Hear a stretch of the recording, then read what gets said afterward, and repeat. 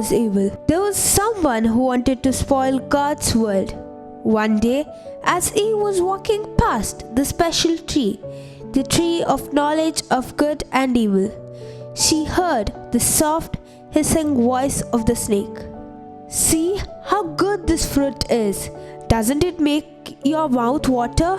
Why not try it? The fruit will make you wise. If you eat it, you will be clever as God is."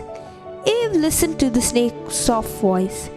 She looked at the fruit and she forgot how good and kind God was. She wanted to be clever as God. She wanted to do as she liked. Eve stretched out her hand and picked the fruit.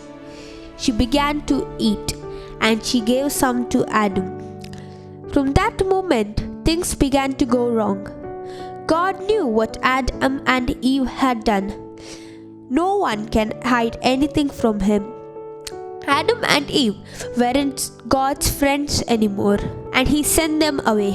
They had to leave the Garden of Eden, where they had been so happy, where they had walked and talked with God.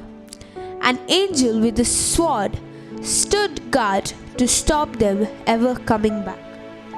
Now they had to work hard, so hard that they ached with tiredness.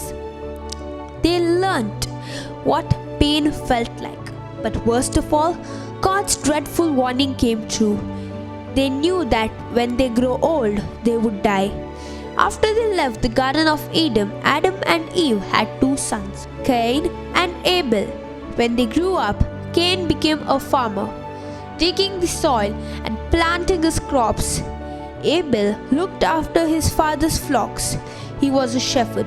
At harvest time, Cain bought some of his crops and gave them as a present to God. It was his way of saying thank you. Abel gave God one of his lambs.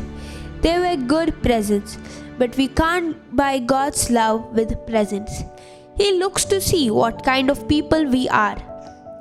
Abel was a good man, so God was pleased with Abel's present.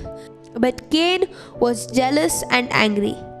He hated his brother Abel, and he knew that God was not pleased with his presents. One day, out in the fields, Cain killed Abel. He thought no one had seen him, but God knew what he had done. God punished Cain by sending him away from his home and family forever.